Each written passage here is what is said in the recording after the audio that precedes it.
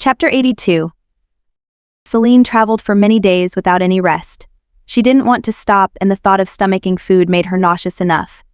It felt as if she was traveling in hell, and she became increasingly anxious as she was flying alone with her thoughts.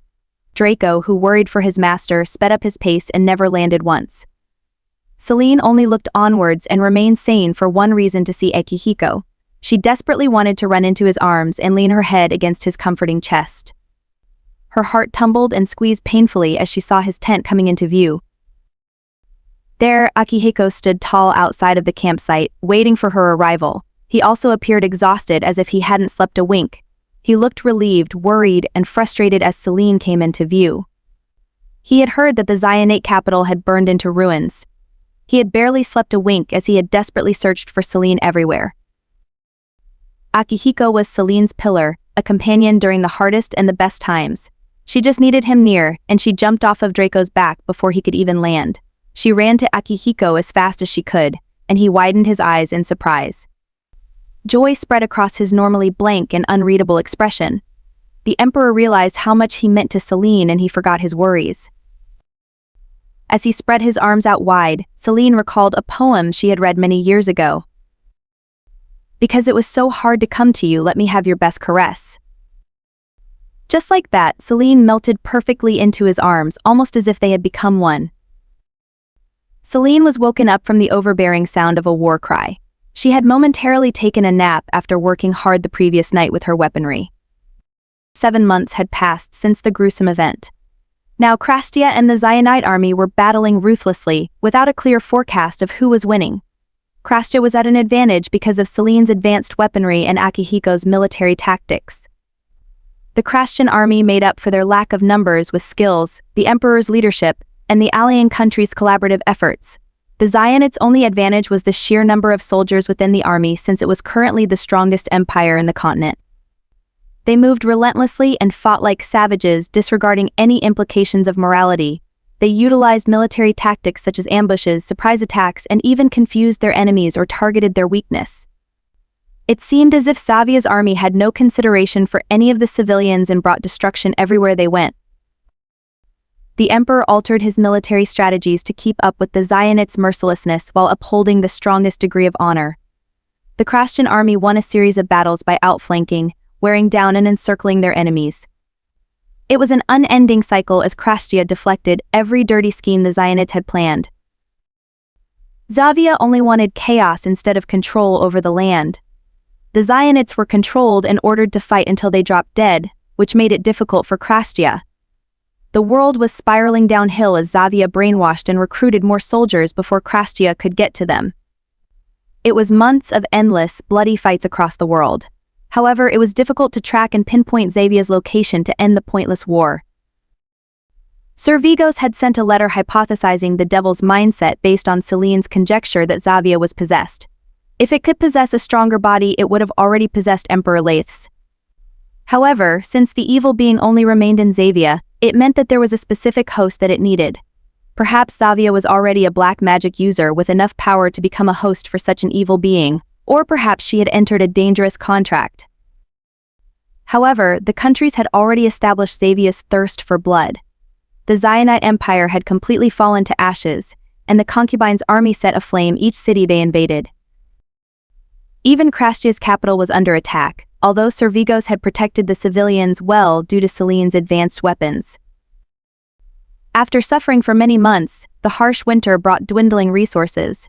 Celine had spent her free time developing and improving many of her weapons, yet refused to introduce them to the world until they were perfected.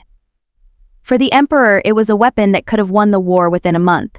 However, Celine couldn't mentally handle how the world would change with the introduction of the first gun. It was a long and difficult process to manufacture the weapons by herself, let alone making the blueprint. She had been sidetracked with the mission of creating helmets and earmuffs to block Xavia's brainwashing tactics. However, after finishing the mass production of those items, she had finally been able to work on her own project. She had first replicated a Chinese fire lance using a hollow bamboo tube with gunpowder. Then, gradually, she had crafted assault rifles using composite materials. She was grateful for gathering knowledge and being a genius engineer in the previous world, focusing on how to make machines and constantly finding ways to improve the standard of living. So far, Celine only created a dozen Chinese fire lances, 1 rifle, 3 revolvers, 4 shotguns, and 2 small grenades. After the war, Celine planned to store them in the national treasury, then destroy the deadly weapons once Emperor Akihiko passed away. She had given the rifle and one of the grenades to Sir Vigos while she took the rest with her. However, she needed to make more rifles and delayed its introduction to the world. The Christian army was tired and wanted to go home. They were losing the mental strength to go further, and Celine finally gave in to the emperor's pleas to bring forth these weapons. It was a grave meeting, and the private tent was filled with tense eagerness. The private tent consisted of the strongest soldiers with the highest degree of precision, coordination, swordsmanship, and virtue. The emperor had personally disciplined each man, encouraging their spiritual and physical cultivation. They were his best men whom the pair could trust when it came to such lethal weapons. However, Celine and the emperor grimly watched one another as she unlocked a tightly shut case. The people within the tent sucked in a breath as she lifted the case and displayed an array of weirdly shaped weapons. If anyone were to walk in and witness the scene, they wouldn't be scared by an object that didn't even appear dangerous. However, the appearance sent shivers down the backs of each individual, for they were already trained to use a gun and knew the damage it would bring. Only the strongest and most trustworthy men would wield guns. Celine refused to create more in case it fell into the wrong hands. Celine was not a modern doctor and didn't know how to heal a gunshot wound. Whoever was shot would eventually die from the bullet. She was afraid of bringing harm to her own loved ones. Celine gave the emperor a grave look as she introduced the weapons and detailed its purpose. Chapter 83. Over the months, Celine had grown closer to Akihiko, seeking comfort from him every night after a difficult day of constantly treating soldiers. His teasing personality had returned, and Celine suffered nearly every hour as he clinged onto her like a child. It was completely different from his personality outside of their private tent. To his men, Emperor Akihiko was their hero and source of motivation. He was a military genius who knew how to lead in the most efficient way. To Celine, he was a poetic and funny man who always placed her before himself. Some days, he would become overbearingly possessive at times. He wouldn't allow her to enter certain places alone or watch the men train. The men pitied Celine because of their leader's intimidating and blunt personality, especially since he was not the type of person to converse normally in small talks. He always avoided public spaces unless he was directing a meeting or training session. However, Celine found him extremely talkative and adorable when left alone. He helped ease the constant knot in her stomach. She appreciated his presence and support, which gave her the courage to announce her creation to the entire army. For now, she set aside their relationship and gave each man a look filled with warning. Celine walked out of the private tent, where the army was gathered to hear her addressing speech. She stood before armies from multiple alliances. They were present to fight the biggest battle before winter hit them hard. She noticed the sunken eyes of each man and frowned. Their eyes had lost its youthful light. Even Eli and Aaron, who had healed completely, stood in a depressed manner. They all wanted to go home before the winter would arrive. "I know you are tired. I know you are thinking of your wives, children, and loved ones. We have lost many innocent soldiers, a loss we would never have imagined. We have lost people who shouldn't have died. Yet we did." Celine paused, giving a moment of silence to the children who had been slaughtered during the first battle. The men frowned as they recalled that day as if it had occurred the day before. The Zionite Empire sat on the highest altar for many years. They were known for their code of chivalry, boasting with honesty, strength, and their most advantageous gift that was the gods' blessing. However, I believe that the gods are not on their side today. They have corrupted and shaken the balance of the world for far too long, brought injustice to many innocent beings, both children, men, and women. We have endured the Zionites' dirty play for far too long, and this war must end. It is time to gather every inch of your strength that I know is aching for vengeance. If your spirit is dead, revive it. For this is the last hour, and we shall return home soon. "We don't have strength," a man groaned, as if he was tired of hearing motivational speeches again. "They're too evil. We're fighting devils." The crowd groaned, whispering amongst themselves until they finally settled down to hear the rest of the lady's words. "When has the devil ever won?" Celine snapped. "I am up here to announce a grave matter, one that will change the course of history as I know it. I fear that the use of this new weaponry will bring forth a humanitarian debate. However, this war must come to an end and we must focus on the safety of our men. I must choose this path to reduce the loss of Christian lives today, but I am not sure if it will tomorrow. Celine had many conversations with Akihiko about this matter. She knew these new weapons would lead the world into a new era and awaken technological advances that should never be made thousands of years before its creation. If she wasn't careful, the weapons would end up in the hands of the wrong person, wreaking havoc into the world. Celine didn't even know how to treat such an injury or take out a bullet lodged into the person's body. It wasn't such a simple matter, yet the guns had already been made by her. It was far too late to back out now. She raised her eyes and scanned the men, who became intrigued by her trembling hands. Despite her shaken form, she spoke clearly, confident in her words. I have shown too much mercy, and now I will be the one scorned by future scholars if it means we will win today. Tomorrow, cover your ears, for it will protect you from the thunderous sounds of our weaponry. Do not fear, for you will be safe. It will be a good day to be a Christian. I know you will be glad. The woman spoke ominously, her vague words confusing many. The emperor took over her speech and vaguely explained their new technology. It would only be harnessed by the men he had already chosen, and no one knew how the weapons were made except Celine alone. Despite the broad explanation, the soldiers trusted Celine and their emperor. They smiled and yelled with excitement again, the haunting music of war transforming into the trumpet of joy. Whatever awaited them, they knew it would be the last battle. Chapter 84. Xavia wore a smug smile, or whatever her twisted expression meant to display. She stood behind her men, holding on to the horse despite appearing malnourished with her skin outlining her bones. They were located in the same field as the first battle, right where it all started. Both sides had grown in numbers, partly because of Xavia's brainwashing method and Emperor Akihiko's attempt to gather multiple countries into an alliance to keep the world from falling apart. It was a fight between Xavia's army and the army that couldn't be controlled by her.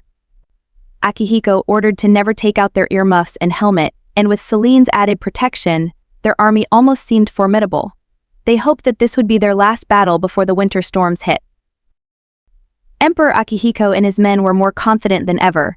The dozen Chinese fire lances had been equally distributed to the best soldiers in the cavalry and infantry. While revolvers were used by less steady hands such as Celine, the rifles and shotguns were given to Emperor Akihiko and 5 of his best men. Although Celine held a revolver, she was the only one who could drop a grenade safely onto Xavia's side. This was her main mission, and hopefully it would end the war. After realizing that the devil within the concubine's body refused to take on another host, she wanted to destroy both the devil and the body. The emperor smirked, wondering if the devil would still smile when there was a bullet lodged into her head. Xavia's smug smile grew wickedly as the battle ensued. The opposing side ran like savages towards them, although Emperor Akihiko instructed his men to remain in a defensive position. They nervously stood still, impulsively tightening their grip on their weapons. It felt odd watching their enemies run to them, and wondered what was going to happen. The emperor yelled for his chosen men to raise their weapons and fire. A thunderous sound of explosion shook the hills, deeply shaking both sides by the surprising booming noise. Celine and Draco bolted into the sky and aimed to drop the grenade at Xavia's feet. She needed to reach the army before the opposing side ran any closer to them. The arrows whisked past her, barely missing Draco's flanks. Even if an arrow managed to reach Draco, his hard scales along with his special armor immediately deflected them. She found Xavia perched on a horse, with a piercing stare. As Celine flew above her, the concubine threw a menacing stare at her familiar. Please die. Celine tossed the ball and missed Xavia's head. However, it landed at her feet. The seemingly harmless ball dropped to Xavia's feet, who looked down in slight confusion. No one paid attention to what Celine had done, although one of Xavia's men picked it up to examine the contents. Xavia lifted her face upwards to watch Celine, who shamelessly lifted up her middle finger. However, Celine turned away as the ball exploded and Xavia's men were either blasted into pieces or thrown to the ground. Suddenly, Xavia's men were screaming in terror, and the ugly sounds nearly scarred Celine. However, she continued to fly upwards without regret. If she succeeded, then it would mean the end of war. Meanwhile, a man fell to the floor with a hole on his chest. The Zionids struggled to regain order as each of their comrades began to fall one by one, splattering blood everywhere. No one knew why they were injured when no one had visibly gotten closer. It was as if an invisible arrow were ripping through their bodies in tremendous speed. The bullet moved so fast that most of the soldiers immediately fell dead. However, some still attempted to move, although they were eventually shot to the point there were multiple holes drilled into them. Even the Christian army mixed with the foreign, supporting forces remained still, shocked by the deadly weapons. They gaped and wanted to look away, yet they were fascinated by Celine's creation. It seemed as if the opposing side would all die before they could even touch the army. Some of them breathed a sigh in relief for having Celine on their side. As the smoke faded, Celine was shocked to find Xavier on the floor, still in one piece. She was laying on her back, covered by the blood of her men, and still smiling at her. She still had her eyes locked on Celine, who shivered. She really is a devil. A normal human could never survive a bomb unscathed. If Xavier is invincible, why does she look like a rotting corpse? Celine wondered. Celine raised the revolver, and the men unconsciously retreated and ducked down to no avail. They had connected the dots and realized that something deadly would come out of those weird contraptions the Christians were holding. It would create a thunderous sound before the man next to them fell. Xavier lifted herself and ordered her men to target their arrows on the ones who held such weapons. Xavier also ordered her men to charge regardless of the danger. It was a suicide mission. Celine had been firing shots and failing to aim successfully. Xavier dodged them swiftly, and Celine began to doubt herself as she refilled the revolver. A bullet finally reached Xavier's stomach and Celine yelped in relief. However, Xavier only looked down in wonder as Celine continued to shoot bullets into her body. An arrow grazed Celine's cheeks and she nearly dropped her revolver in surprise. She steadied herself on Draco's back again, and found that Emperor Lathe was aiming for her. She readily withdrew and escaped his stream of arrows, although he relentlessly pursued her still. She bit her tongue, not wanting to hurt him. Akihiko and Celine had both agreed that it wouldn't be immoral to kill the brainwashed men, since it would be a form of self-defense. Their family was most likely dead from the fire, and the guilt slightly alleviated her heart. It was one of the burdens of war, and Celine knew that war was necessary in this life. In order to save her family back home and keep Akihiko alive, she wouldn't hesitate. However, Celine still wanted to save Emperor Lathe, although there wouldn't be an empire left for him if he survived. For whatever reason, she found him extremely pitiful. To his surprise, Celine still ordered the men to never touch Emperor Lathe and to flee instead.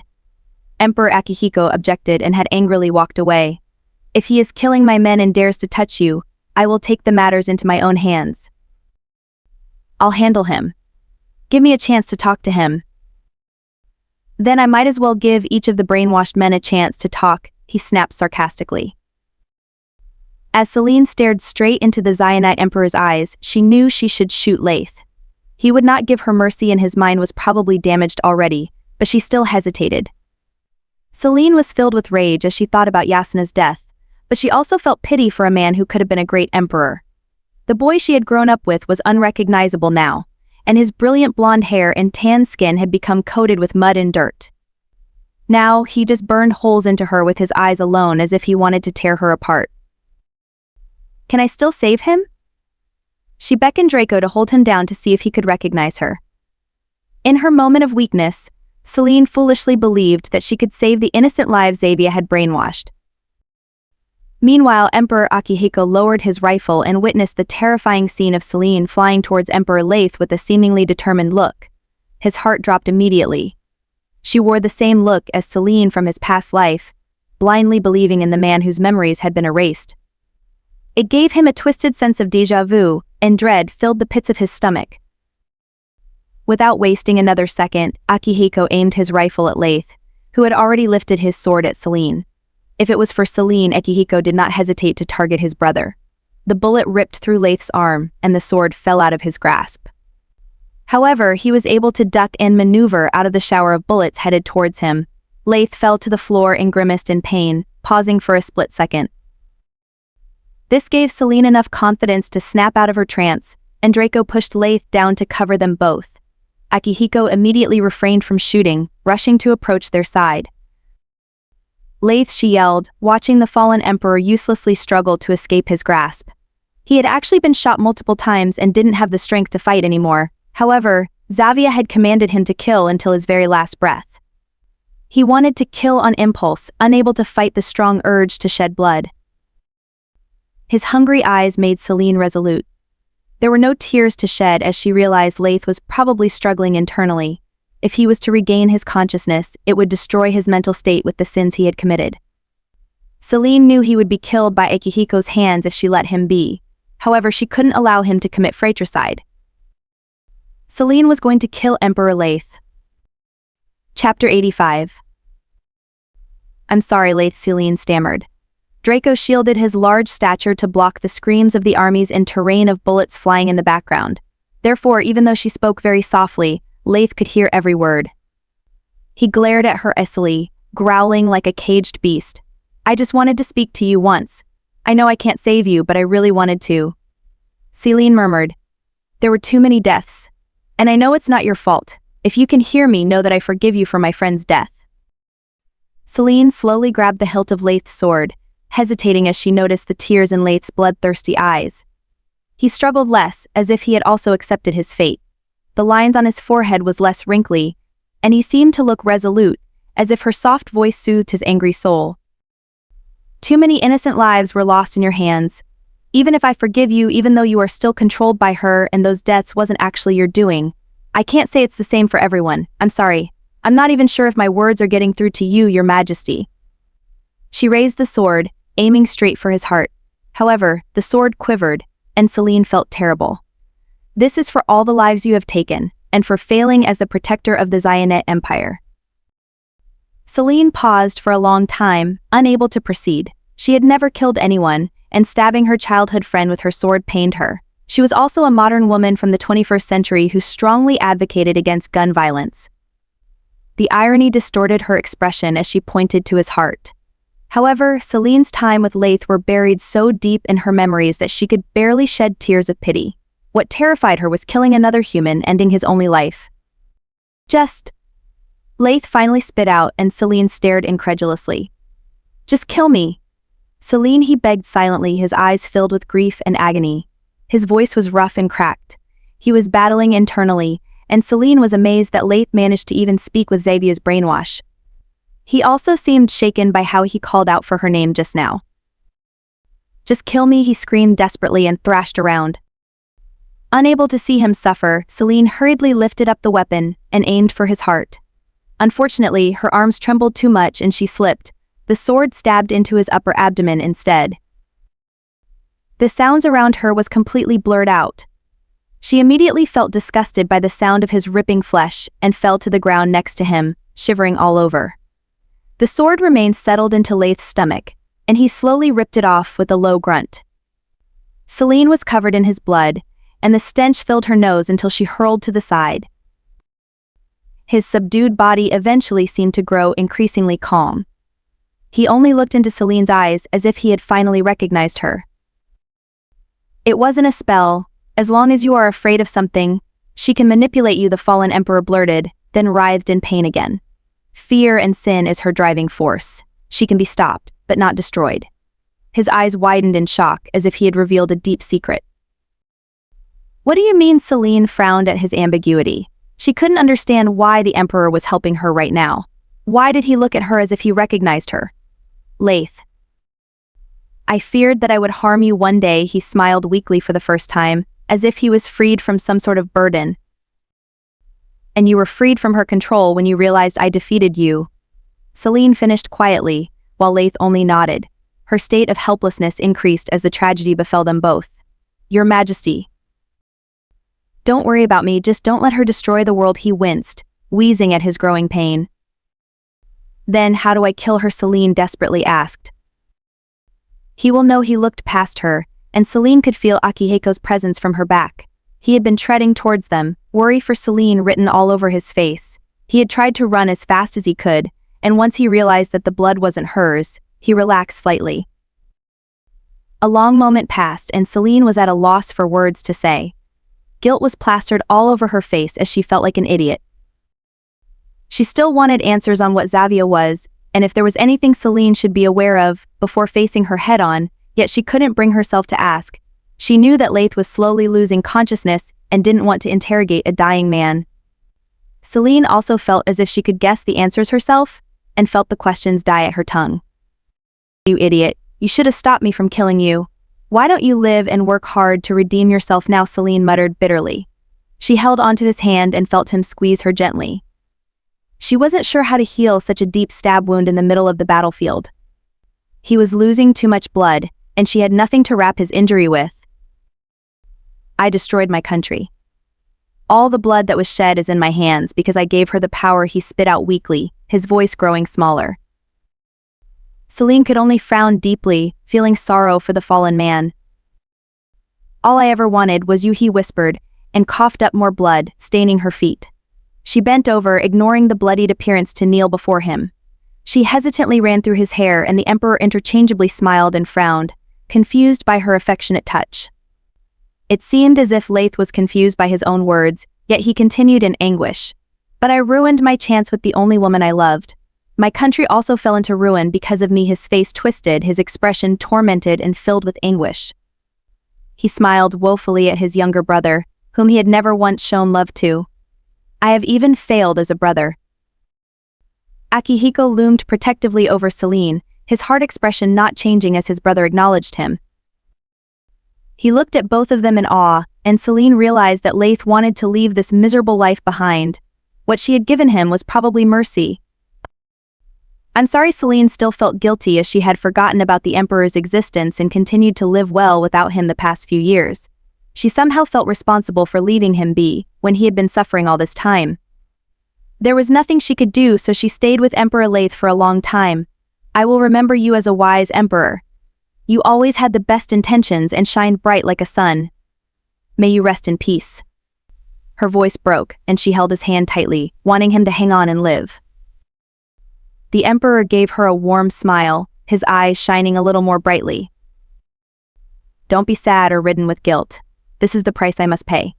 Now I want you to be happy. End this war and live well, Celine."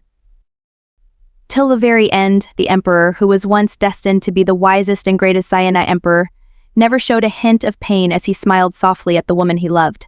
It was all he ever wanted, to die in the arms of his love. For Laith, it wasn't such a terrible end for all the sins he had committed. When he took his last breath, Celine released a terrible cry. She felt as if the people around her continued to die slowly. She held on to Akihiko, as if he would leave any minute too. It was a cruel world, and there were no happy endings to these innocent lives who had been manipulated and brainwashed. She cried for all the men who had been, and would be killed today. She cried for being weak and shedding tears pathetically. However, Akihiko embraced her tightly and whispered sweet words into her ears. They were huddled close, hidden from view because of Draco's impenetrable shield. Meanwhile, the war continued to wage on. Xavier was increasingly frustrated at her weak men who fell too easily. Her eyes were said to have turned into a terrible shade of red as she disappeared within the crowd of soldiers. Chapter 86. The war could only end until every man on the opposing side was dead. The Zionists refused to retreat, and Akihiko's men had no choice but to fight onwards. Even after the last remaining bullet was fired, Akihiko called for the infantry and cavalry to finish the remaining soldiers. He tried to gather the enemies as prisoners of wars, yet they were too strong to pin down. Celine bowed her head low as more men continued to die. Celine watched with remorse, scouring the fields for the concubine, who was nowhere to be found. "I think I found her." The young soldier was impaled by a spear as Xavier attacked relentlessly. Xavier was burning, literally. Her body was turning black and blue, and her eye sockets bulged out. The bullets in her body were still implanted, however she didn't seem to care. Her aura was strong, shaking the hearts of the soldiers in fear. It seemed that the monster in Xavier's body was taking out all of her energy until she turned into a rotting corpse. "This is your end." Celine narrowed her eyes at the dying figure. The death of Emperor Laith was heavy on her heart, and she slowly felt numb as she laid eyes on the person who had once destroyed the universe. She climbed down from Draco's back and walked towards Xavier, who stood defenselessly. She felt a chill run down her back as Xavier suddenly smiled again. However, just as Akihiko was about to approach her, a man from their side began to scream. The young soldier was a part of their infantry. He was slightly isolated from the army, as he was scouting the field for Xavier. He was returning to their side when he felt a hard, invisible force knock him over. He was pressed to the floor, feeling as if he was going to be squashed. He screamed in alarm, alerting the rest of the soldiers. "Help," he muttered, but it was too late. His head suddenly seemed to explode as if an animal had crushed his body.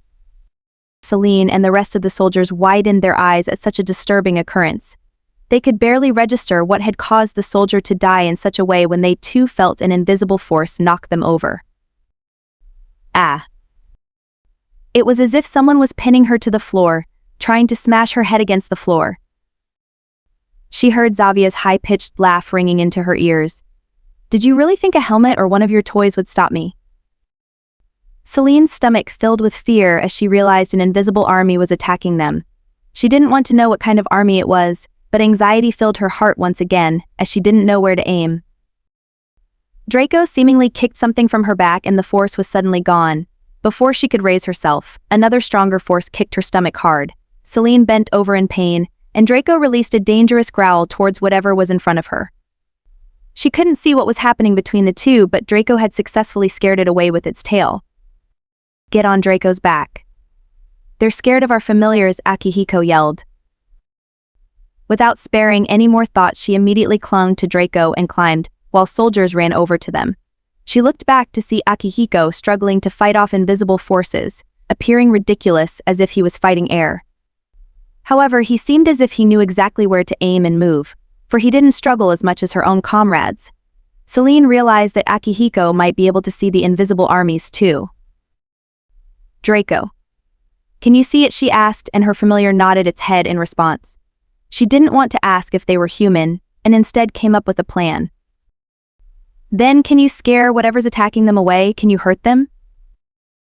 Without a response, Draco sprang into action and seemed to have flung some of the invisible soldiers away from her comrades. She spotted Eli and Aaron in the far back, struggling to escape their grasp. "Save them," she beckoned Draco to fly towards the boys, motioning them to climb onto Draco. She couldn't fit everyone onto Draco's back, but she would help the soldiers as much as she could until Akihiko defeated Xavier. Celine gave Akihiko a final look, and he nodded in understanding. She trusted the Emperor, for Celine believed that only he could kill Xavier now. Only Emperor Akihiko could see the monstrous, invisible force of armies attacking his men. Seeing their deformed, rotting appearance, it was rather a blessing that his men and Celine couldn't witness their terrifying form. It was impossible to kill them, for they were already dead. Xavier had tampered with black magic and the evil spirits. Whatever human being Xavier once was had completely disappeared. There was not a single trace of the original soul within the body. Perhaps she had already passed into the next life if she was forgiven by the gods. It was just an empty shell. He had to stop whatever was in Xavier's body in order to end the war. He was worried for Celine, knowing that she would reach her limit soon. Already, the dead continued to grow in numbers, some becoming rather curious and attempting to climb on top of her familiar, although it was crushed under Draco's powerful stomp. As the dead continued to jump on Akihiko, he merely tossed them to the ground. Red blew fire around them, keeping them at bay. Some screeched in terror and abandoned Xavier, who stared at the Emperor spitefully. He stood tall, unfazed by the surrounding cries of war. He approached Xavier calmly, each step growing increasingly more powerful and regal. "You can't feel pain inflicted by humans, but surely you will feel pain inflicted by the gods' blessings," Akihiko spit out, watching as Xavier cowered from his light. His eyes gleamed with satisfaction. "The light can wipe out your existence.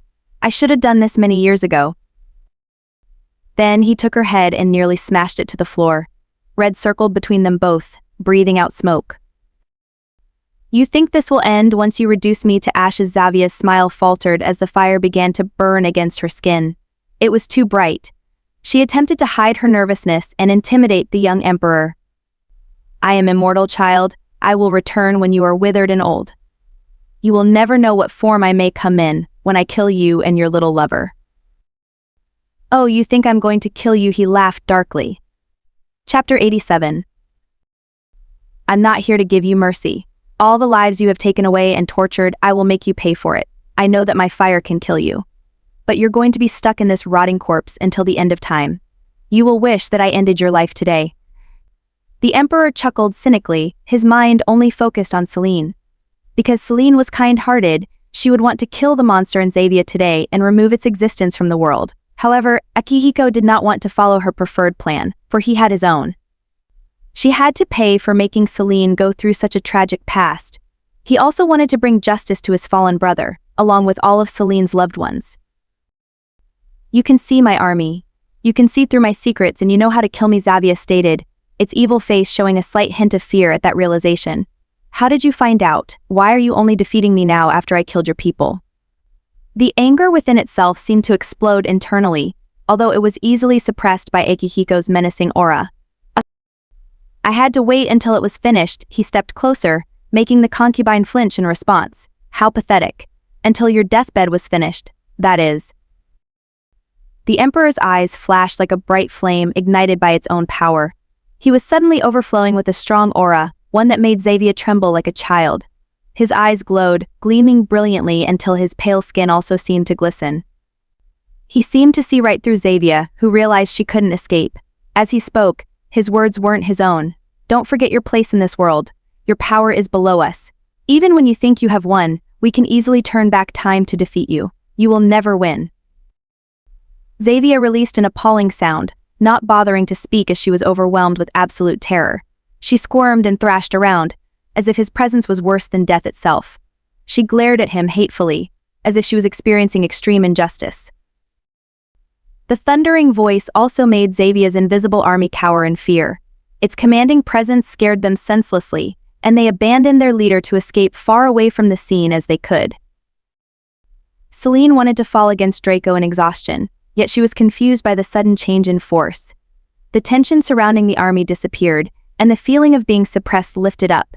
It seemed as if the invisible army had retreated, and she searched for Akihiko with newfound hope.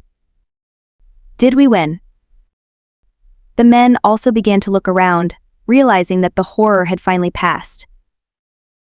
Celine was dumbstruck as she found Akihiko, who didn't look like himself. His ethereal beauty had exceeded human standards as he stood with a certain presence that reminded her of a deity. The entire army was mute as they became entranced by the scene before them. The emperor used a dragon's fang to stab the evil woman's heart. She shrieked and wailed hideously, the pain coursing through her body became perilous.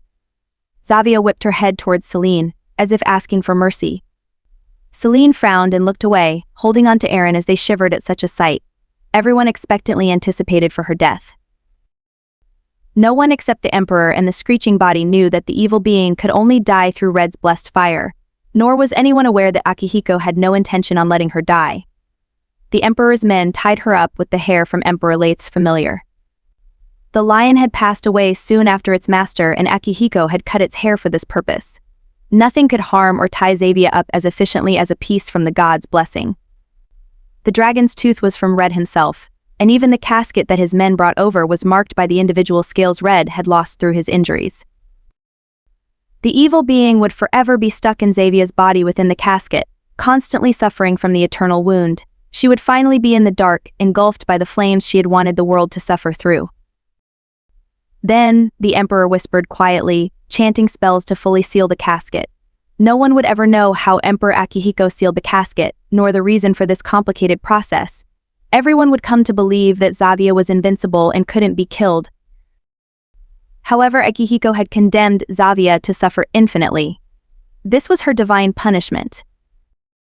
After the emperor finished his chants, he released his hold on the casket and stepped away. He looked around and found armies gathered around, watching him with a look of daze. Celine carefully approached the emperor and slowly kneeled before him. The other soldiers followed in suit, bowing their head low in reverence to their savior. Long live Emperor Akihiko. The war was finally over. Chapter 88. Celine felt slightly unsteady as the army helped create a mass grave for the Xionite army. Knowing how Xavier was sealed instead of being destroyed was unnerving. She half expected Xavier to crawl out of the box and summon an invisible army. However, Akihiko frequently reminded her that she would be too weak to summon anyone again, especially since the remnants of their familiars wore her down. He convinced her that it was better to seal the monster in case it somehow reincarnated and possessed a stronger body. Ultimately, the army rejoiced with their win and grieved for their loss. They had won, yet the soldiers remained solemn. They were returning home without their healers and children. They had also killed brainwashed soldiers, which didn't bring them any more happiness. However, it didn't affect them too much since life would be much worse if they had lost the war. To honor the Zionite army, they were buried in their own land. Celine also found it necessary to give Emperor Leith a proper burial, although she did not know where. Because both Leith and Yasna had suffered in the Zionite country, Celine wished to move their bodies to the land of Krastia, near her mansion. She believed that they would rest well in a thriving, peaceful land instead of a destroyed city. She also didn't think Emperor Leith would want to be buried next to his awful father underneath an abandoned palace filled with dead bodies.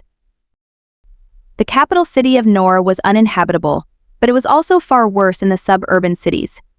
Xavier had literally set the entire country ablaze. In the end, they searched for survivors and took them in as refugees. The Zionites mourned the loss of their last emperor and looked up to Celine as their only hope. In order to officially carry out these orders and welcome the Zionites into Krastia, Celine was named as the Empress of the Zionite Empire, for she was the last remaining noble in the family. She found it pointless to claim such a title, especially since the entire land of Nor would eventually be buried by sand in many years to come. She had no intentions to revive the country, nor did she want to work her whole life to rebuild an empire she always despised. However, she reluctantly agreed to the title in order to reassure the refugees, hoping that her stepbrother Oren would take on the role later in life. The return home was delayed for several more months as the emperor organized and created treaties for their allies. Thankfully, the hot desert protected them from the harsh winter, as they spent many days traveling through each city. They were constantly met with parades and different forms of celebrations. Celine in particular was painted as a war goddess. As they finally journeyed back home, Celine suffered from night terrors every night. Her heart was worn out, and the death of Leith brought her mental state down to the point she had lost too much weight. She believed that her nightmares and anxiety would decrease, but this was no fairy tale. Her relief and safety came with a hefty price. Some nights Yasna cursed and beat her for grieving the death of Leith. Other nights, she watched as Leith's innocent youth was destroyed by her own selfishness until Xavier and her wicked army brutally murdered her. It was even worse when she experienced nightmares where Akihiko was ripped from her arms and thrown into the casket instead, while Celine suffered in a pit of fire. Her imaginations grew wilder by the night until it affected her daily life. On the last night, Emperor Akihiko grew frustrated, unable to keep in his anger and stress. On this particular day, Celine had only taken a small bite of her dinner when she had thrown up. She had dreamed that her family in Krastia were shot dead by the weapons she had personally made. She woke up in a cold sweat, constantly opening her box to check on the weapons every hour due to her paranoid state. The soldiers watched sadly, as if they were watching a broken human. Even Celine felt pathetic, knowing that her broken self had finally unveiled itself. She felt like the war had unilaterally damaged her. For many years, she felt as if her mental growth had plateaued. It was haunting the back of her mind for many years, and for her to finally face this awful side of her, let alone allow others to see her weakness. It seemed as if she had let go of herself. The little progress and change in her personal growth had finally dipped to an all-time low. She blankly looked at her own throw-up, frowning at the disgusting aftertaste in her mouth. Aaron brought over water and gently pat her back with his small hand, while Eli cleaned up the mess she had made. They looked over at her, and their innocent gazes were filled with worry. "I'm sorry, the food is good, I just don't feel too well. I didn't mean to show you that side of me." Celine blushed in embarrassment, as she felt the eyes of many observing her. She didn't want to feed into the stereotype that women were too weak for war. Little did she know that this was far from what the soldiers thought. They were worried over the woman who they hoped would become the wife of their leader. They especially wanted her to feel better since it affected his mood. "It's okay, this is nothing compared to what you've done for us," Aaron squeaked. "You are strong. You'll get over this." Eli lightly punched his little brother, making Aaron squeal in embarrassment too. "Your Majesty," he added. Celine gave them a weak smile, and she felt exhausted all of a sudden. Her dejected eyes was the Emperor's last straw, for he slammed the wooden post in the stables, and marched angrily towards her. "Come with me." With that, he grabbed her tiny wrist and dragged her towards his private tent. Chapter 89. "Stop it. Everyone is looking," Celine said faintly, although her movements were feeble. This angered the Emperor more, although she was placed onto his bed rather delicately and carefully. The way he handled her was surprisingly careful despite his rage. She widened her eyes as she sat on his bed. "What's the point in following us to war and wanting us to win when you're dying on me? We all suffered through a horrendous loss and killed more lives than you ever did. But you don't see us moping around and eating nothing." He exploded on her, staring at her with a regretful look. He scanned her body closely and saw how thin Celine had become, and he let go out of fear from hurting her. "I don't know either," Celine panicked, clenching onto her heart. "You can't just tell me to stop feeling this way. It's hard for me too. I'm sick of crying all the time." "You were never once like this," he reminded her. "Then you don't know me. Stop acting like you know me. I'm not the same girl from your past life." She hit his chest, although Akihiko didn't feel a thing because her hands continued to tremble. "I'm Celine, but I'm also Yanwu. I carry scars too. You don't know what I've been through or how I feel. I didn't even want to be here in the first place. I enjoyed my first life." The words were harsh and cruel, yet Celine stated at him remorsefully. Although he was concerned for her, Celine felt as if his words weren't fair. She had done a lot of work for the army besides killing the enemies. It was as if he was disregarding her emotions and trauma just because she didn't physically train or fight like the rest of the soldiers. Was she not allowed to feel anxious or depressed from war because she didn't deserve to?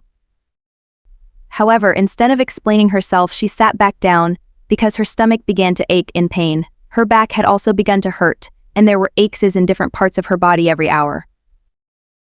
The Emperor's eyes were red and burning with anger. He realized that perhaps Celine felt as if he unfairly pulled her back to hell when she was living in paradise.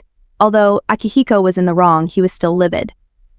He was extremely hurt by her blunt words, and wondered if the man in her previous life was better than him. "Did you not want to be next to me? Did the past 2 decades mean nothing to you? Do you still feel as if we're strangers?" he spit out bitterly. "I'm sorry that I took you away from your loving husband then. I'm sure you must hate me." "No, that's not what I mean," Celine frowned.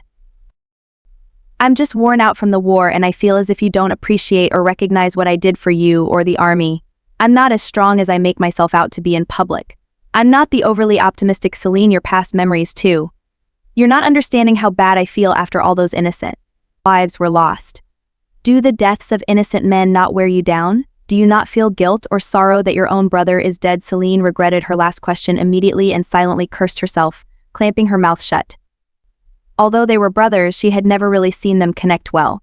In the Zaina Empire, Akihiko was an outcast and could never foster his relationship with the crown prince who was loved by everyone. She was too weak to apologize and watched Akihiko's distorted expression grow worse. "I don't have fond memories of him, except that he always loved you. I hated him because he was your fiancé, and those are the only feelings I've had." He clenched his jaw, recalling the way Akihiko had felt depressed as he couldn't deny how perfect they once looked for each other. She was as pretty as a full moon, while Laith was as brilliant as a sun.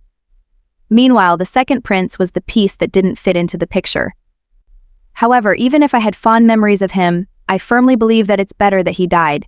If he survived, he'd face endless guilt that would eventually consume him. It's also his fault for bringing Xavier anyways, brainwashed or not." As Akihiko began to talk more about his suppressed feelings of jealousy, Celine realized her fault and how much he had suffered in his one-sided love. Her gaze turned soft as he apologized for lashing out at Celine. "I apologize for making you feel such a way. It's not what I meant. I was just mad that you weren't taking care of your well-being first." Celine nodded as if she understood. "I'm sorry for asking too. We're also bringing him along with us, and he'll be given a proper burial near the refugees. He's still respected by many. He was just a victim." The Emperor's voice softened. "You did what you could. Don't you think it is time to move on and live well for those who died?" She nodded again slowly, knowing that she had to gather herself if she wanted to face her family back home.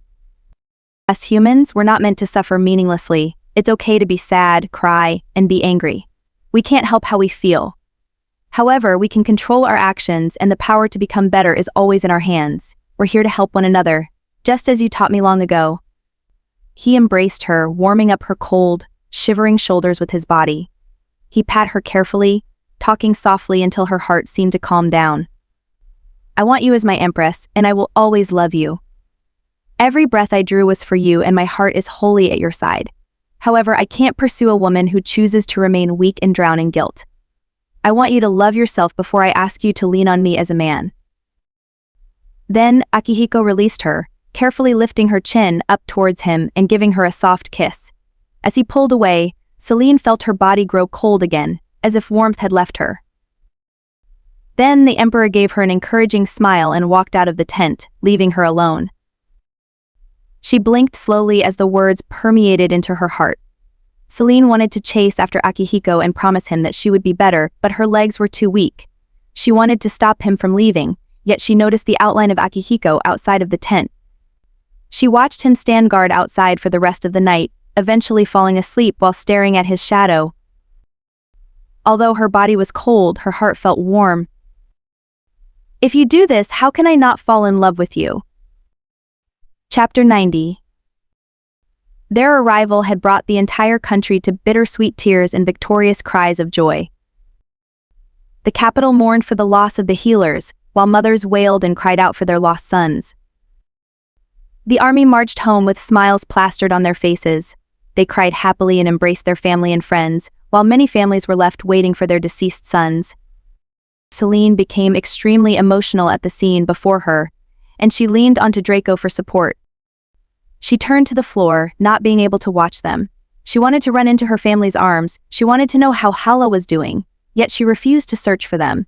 It was as if all the sounds were tuned out of her ears until there was a desperate tug on her arm. Celine was pulled back to reality and faced a middle-aged woman with tears streaming down her cheeks. "Are you Lady Celine?" she asked, sniffling. Celine looked to her right and saw Aaron clinging on to the woman like a child, and Eli gently patting the small of her back. "Yes, you must be Aaron and Eli's mother." Yes, I am their mother. This is my husband." A taller man with a gentle expression gave her the warmest smile Celine had ever seen. It was warm and filled with joy, yet there was sorrow in his eyes. "Nice to meet you, sir. I am very sorry for your loss." Celine stiffened and lowered her body, paying her respects. She looked up and smiled sincerely. "Aaron and Eli are such wonderful men. They helped me so much, and it's a blessing to know them." Suddenly, the weeping woman threw herself on Celine and embraced her. Celine had flinched, half expecting the mother to scorn her for not saving her other sons. The mother squeezed Celine tight, and she gently returned the hug. "Thank you so much, Your Grace. Thank you so much. Thank you for returning Aaron. We are deeply indebted to you. I couldn't live without my boys. So thank you for saving Aaron." The woman's grieving tone brought Celine to tears. The mother had lost many sons, but she still felt lucky that at least 2 of her children returned safely. When the news of the massacre had reached her ears, she had fainted. Aaron was the youngest in the entire army, and there was no hope that he would have survived. He was loved by the locals for his adorable smile and lively personality. The entire town crowded the streets for news or letters from the soldiers every day. Aaron's parents waited day and night, hoping to receive any news of their sons. However, a letter had arrived from Eli, stating the miraculous event. The mother was overwhelmed with gratitude and love for Lady Celine. They would forever worship her as an empress and savior. "Long live Emperor Akihiko and Lady Celine," the people shouted with pride. "Long live Lady Celine." Celine's heart bled as she was continuously approached by families expressing their respect and praises. She had nearly received the same amount of praises that the emperor received. The people saw the 2 figures marching with a humble expression, guarded by dragons that had only existed in legends. They watched in awe, as if they were witnessing a moment in history that would never be forgotten. Krastia would surely become a flourishing country blessed with the greatest emperor. Multiple burial rituals were performed throughout the year, along with ceremonies and festivals to prevent evil spirits from haunting their country. In order for Krastia to accept the Zionites into the country, Celine was engaged to the Emperor of Krastia. Their union symbolized peace and reassurance to the people, for they were celebrated and loved by the country. Because Celine had become a well-respected figure, no one would dare hurt or ostracize the Zainites. Instead of preparing for a grand wedding, Celine focused on foreign affairs, while Akihiko reformed the laws of the land. Celine created programs for the Zainites, ensuring that they wouldn't face discrimination or prejudice. In order to end discrimination against the Zainites, she began with the children. They were to grow up amongst one another in the same school, where they would learn to normalize unique appearances. Thanks to Ichika and Eiji, the bullying was greatly reduced. She also wanted to keep the Zainite culture alive, encouraging many survivors to open restaurants and creating a safe community for the refugees. It was important for Celine to inform the entire country of what had occurred during the war, and that the fault was with the devil alone. She believed it was a history lesson that should never be repeated, and wanted to ensure that the Zainites would not be blamed or mistreated. Therefore, Celine took control over cultural affairs within the country to regulate and implement specific social laws. Although the war had created many superstitions and spread fear amongst the locals, many traditions to drive out such negative energy took place. The people were reassured that they would be safe due to Draco and Red, along with the Emperor's strength and Celine's godlike craftsmanship. A couple of years later, the country had returned to its original state and moved on with their everyday lives. Chapter 91. Celine maintained her friendships within the Zainite army. She was well respected as an inspirational figure, despite how women were underestimated and practically looked down upon. She made sure to resist the Confucianism values of the people before it became deeply rooted within the society. Besides her political countenance, she had been spending time with Orin and their new baby sister. Celine loved to foster her relationships with her family and Draco, often spending most of her time in the family mansion. She made sure to cherish each of her relations. Orin's mother had helped Hella and Zakai's pregnancy, which brought their family ties together. Zakai's mother easily connected with Orin's mother too, since both were single. The dynamic with the new family members fit perfectly well, and Celine was relieved. One day, Celine paid a visit to the family mansion, and was stumped by the sudden scene she encountered. Ichika had been climbing a tree, laughing as she carelessly swung around. Celine sighed, then realized it was terribly dangerous for a small child like her.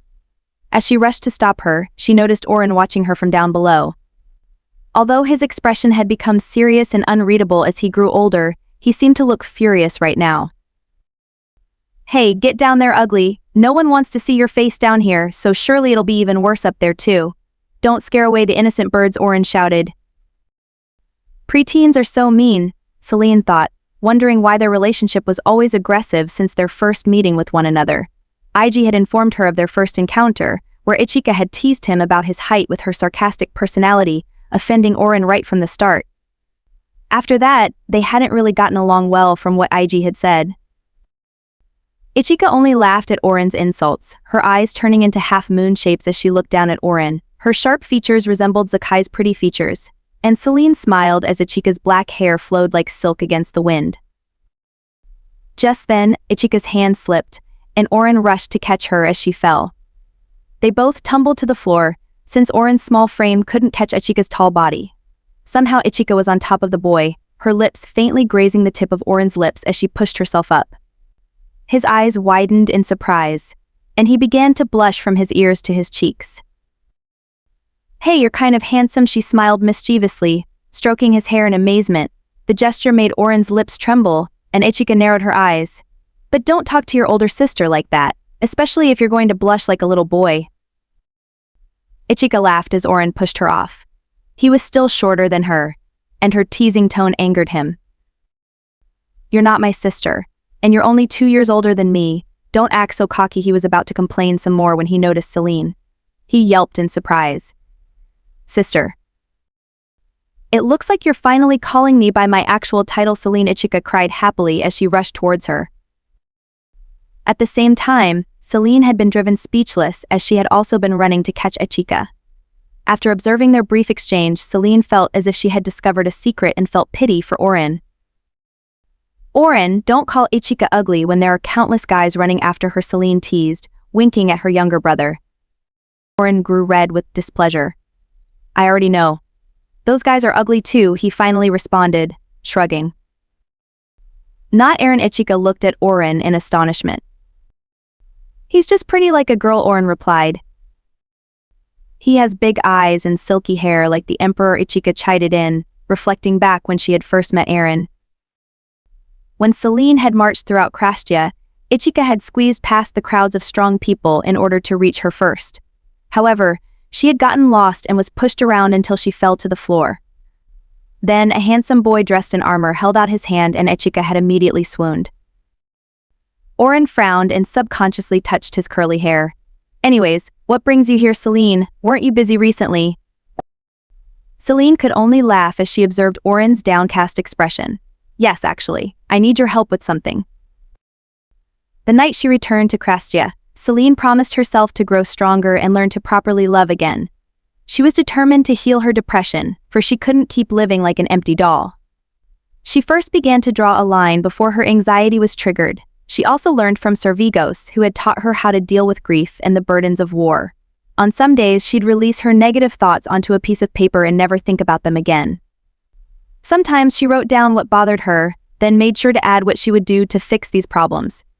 Servigos created a support group for her and the soldiers experiencing trauma from the war. Draco was also her greatest pillar, who she could lean on every single day. Ever so slowly, Celine began to experience self-growth, and her spiritual mind was stronger by the day. However, she still relapsed and suffered through moments that seemed to be more difficult than other nights. It was still an ongoing process, but Celine was blessed to have her family and friends near. While practicing a healthier lifestyle, Celine had truly fallen in love with the emperor over the past year. She loved him to the point where she could set aside her reluctance to be an empress. To her, it was all worth it if it meant Akihiko would be on her side. Celine knew she loved him when she felt held instead of grabbed. She never felt pushed into a marriage or faced any pressure when the country begged for their union. In fact, the emperor never asked her to marry him since their engagement. He wanted to give her time until Celine felt ready. He had shown her faith, patience, care, and kindness. It was all Celine ever wanted. His eyes were always on her, and it never failed to make her heart flutter. Even as concubines were constantly introduced, he coldly turned them away, knowing that it would drive her away again. Therefore, Celine never felt the stress of dealing with concubines and internal court affairs. One day, Celine confidently strode towards the emperor's private chambers. She had donned on the most beautiful silk gown she could find. Her hair was braided and decorated with the finest jewelry, contrasting her pale complexion. Her eyelids had been painted with the softest colors while her cheeks and lips were stained red. Her look was regal, portraying a confident empress, which was the look Celine wanted to achieve. However, before the servants could announce her presence, she heard a loud commotion inside of the room. Celine held up a hand to stop the servants. "Is there a meeting?" "Yes, Your Grace." The officials came in unannounced. The servant bowed his head. "Then I'll wait for them to finish. Don't announce my presence just yet." Celine tuned in her ears to listen, curious as to what they were talking about. Thankfully, she could hear perfectly. Chapter 92. "You must produce a successor to secure the throne, Your Majesty," the official begged his emperor. He was a loyal man who admired the emperor greatly. "Your Majesty, please accept women into your harem. It will strengthen our alliances." The men bowed at the emperor's feet. Their voices were slightly muffled, yet Celine already knew where the conversation would go. However, she was surprised to hear the emperor speak instead of flat-out rejecting their pleads as he had always done. "Who are the women?" Surprised by the emperor's curiosity, both Celine and the men slightly gasped. She was shocked, but felt immediately embarrassed and awkward for listening to the conversation. "Don't tell him I came to visit," Celine ordered, and returned to her own chambers before she could hear what the emperor had to say. However, if she stayed a bit longer, she would have heard how irritated Emperor Akihiko was. "I have rejected countless women and even stated that I will do what I want in terms of marriage and my relationships. However, you continue to disrespect me. Do I have to personally invite these women and behead them in order for you to understand that I will not accept another woman?" The men all froze in fear and lowered their heads to apologize as the emperor sneered. "We have committed a grave sin, Your Majesty. Have mercy on our incompetence." They kneeled and cried. The emperor simply motioned Servigos forward. publicly announced the destruction of the harem's palace. I guess I really need to destroy the place for women to realize I will not be giving them an opportunity. Yes, Your Majesty. Also, the servants told me that Celine briefly came to visit Sir Vigos lowered his head. Right now. Where is she? Emperor Akihiko smiled with joy at her unannounced visit. The change in his demeanor stunned the officials, wondering how Lady Celine had managed to make such a cold man smile. Well, you see, the servant told me she appeared shocked. Sir Vigos laughed nervously. Celine was waiting with Draco on her balcony. The door opened with a bang and Emperor Akihiko strode in, rushing as panic was written all over his face. His eyes widened as he took in Celine's beauty, not sure whether he should compliment or apologize first. Celine, Don't talk. Celine stopped him, for she didn't want to hear what he had to say. Instead, she guided him and beckoned him to join her. He silently followed like a sad puppy, and Celine giggled at his obedience. Close your eyes, Your Majesty. I wanted to take you somewhere by surprise. She didn't seem to be angry or upset, so Akihiko shut his mouth and tightly hugged her from behind with his eyes shut. Draco soared into the sky, and they flew for a long time as the Emperor wondered why he had to close his eyes. Was he in trouble? You must have excellent self-control over sexual desires. You rejected so many women and agreed to wait for me, she noted. Of course, the Emperor immediately replied, You are my lady and my love. What kind of man would enjoy hurting the woman they love? Whatever pleasure comes to me, it all depends on you anyways, he whispered. His hot breath against her ear made Celine shiver. Her heart quickened its pace, and he smirked knowingly, although he didn't tease her. They landed on the rooftop of her mansion. The sky happened to set in the most beautiful shade of pink. They stood underneath cotton candy skies, and Celine covered his eyes once more with her own hands. Akihiko smiled, placing his own hands on top of her cold ones. What is it? Why did you want to surprise me? You can open your eyes now, and see for yourself. As soon as Celine released her hands, the Emperor searched her expression for any hints of distress. However, she only gave him an encouraging smile and pointed to the floor below. Only then did Akihiko take notice of his surroundings. In the courtyard below, there was an array of rose petals neatly organized in different shapes. The lines were followed by small, lit candles that blended romantically with the soft, pink sky. He observed the patterns closely and realized that it spelled out a phrase that he had said too often. Then he realized that they were standing inside a heart-shaped rose petal circle. Candles outlined the surface of the roof in a tasteful manner, while Draco and even Red circled above them. Pink petals fluttered down like a spring shower, and Akihiko heard the excited voices of Echika and Hala as they continuously threw down flower petals from their familiars. He was utterly speechless, looking at Celine with a stupefied expression. The rose petals had spelled out, "Will you marry me?" This time, it's my turn to ask. Celine grinned from ear to ear and took Akihiko by the hand. She admired his beauty for a split second. He had worn a silk, dragon-embroidered robe, for he had rushed out without considering his wardrobe. His hair had been braided back neatly, exposing his perfectly sharp features. I don't know how or when you became such a wise gentleman, but I would truly be a fool if I didn't marry you. I realize that I don't want anyone to take you away, Celine said shyly. My heart is truly stirred to its depths by your love. I awaited you with a longing as ardent as your own. The Emperor stood still, and Celine became slightly nervous when she couldn't read his expression. I'm so happy that I don't know how to act properly, the Emperor finally responded, taking a step closer to her. He felt as if his heart was going to burst. The shock had slightly subsided, and it was replaced with butterflies. His cheeks glowed pink like the flower petals. It was a sight that Celine would never forget. He wrapped his arms around her waist and pulled Celine closer. Of course I will marry you. You have finally come to my arms. Akihiko's eyes glittered like stars. I love you, Akihiko. I will always be by your side, so make me your empress. For the first time, Celine closed the distance between them, and she drew him into a deep kiss filled with promises. This was only a chapter of Celine's life, and she knew there were probably more struggles and misfortunes awaiting them. However, she wanted to hold Akihiko's hand every step of the way and accomplish many goals by his side. She wanted to support Akihiko and strengthen their love. For now, she closed her eyes and breathed in his scent. She recalled a poem Akihiko had written many years ago. His cheeks had turned red, yet he held the piece of paper proudly, as if it was his greatest work. "This is the best poem I've ever written," he exclaimed happily. Celine leaned over to read its contents and pouted when Akihiko snatched it away, hiding it behind his back. "If it's the best poem, why don't you share it with me?" Celine asked suspiciously. The second prince smiled secretly and looked away. "Perhaps one day I'll share it with you, but not now." Little did the second prince know, Celine was extremely curious. She snuck into his secret space one day and found the note. "For a moment when you peered over with curious eyes, I thought the river stood still and did not flow. Who can see her and not love her? Pure and sweet.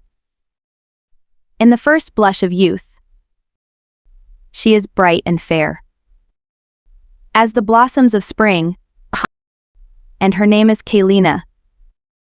The end.